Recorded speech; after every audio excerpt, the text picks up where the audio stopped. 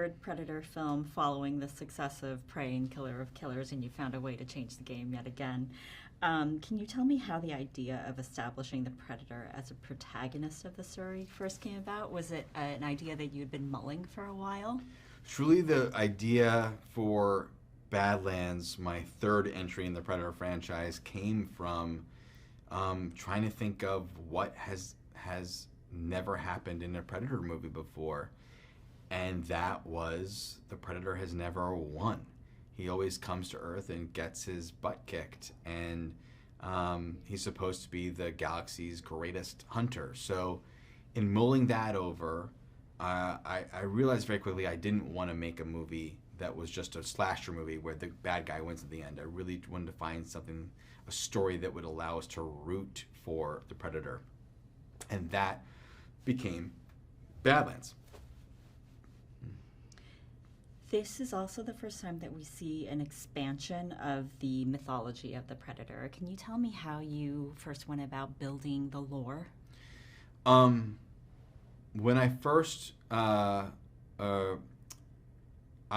honed in on realizing the Predator lore, first in looking to a lot of the ancillary material. I mean, there isn't a lot of lore to speak of in the movies themselves, but the fandom on the internet and the novels and comic books do offer a lot that I found to be really exciting, but didn't want to solely rely on that either. So really just pursued what my imagination led me towards, and I looked at a lot of the culture of ancient Sparta and thought of them as real nomadic barbarians. So thought about Conan and the paintings of Frank Frazetta and covers of Heavy Metal magazine, and really thinking of how to fuse fantasy and sci-fi together, but not in the way that Star Wars does, which I think is a little bit more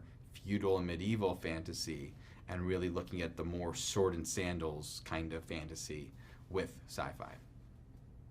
I love that you mentioned Heavy Metal. I miss that magazine so much. Mm-hmm. What was it like working with your linguist, Britton Watkins, on creating the Yautja language? Britton Watkins developed the entire Yautja language from the ground up.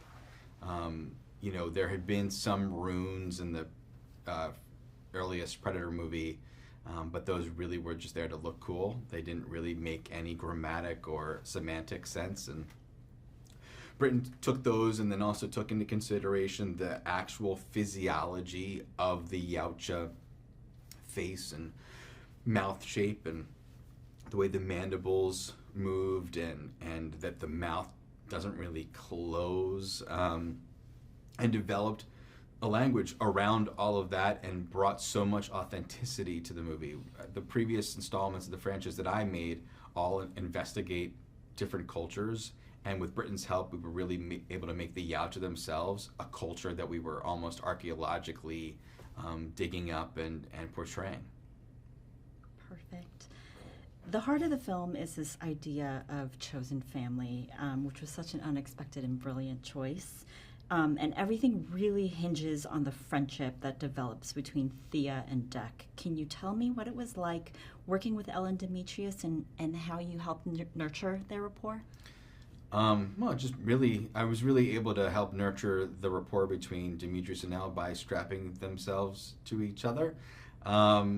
And frankly, there wasn't any special process that we went through.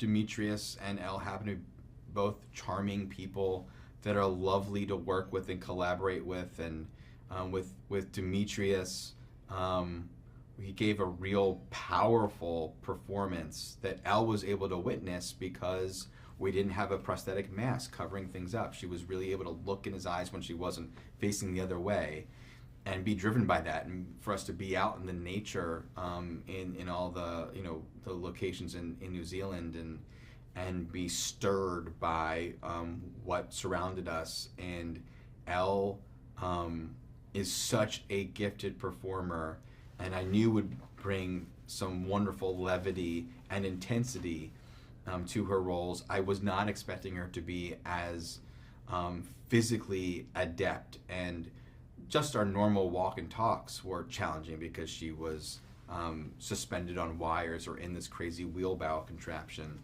But she also threw herself into the fight sequences, and even there was a moment where we needed Dimitrius to lift her up off the ground and put him on his back, and I had boarded out several shots to articulate this, and Elle said, "I think I can just do that, just if using my body." And she stood up and then hung her body in a very specific way, and then they walked back to back, and that was a better accomplishment of the magic trick we were trying to pull off than anything we had previously done with wires or anything else we had built, all thanks to Elle's physical performance.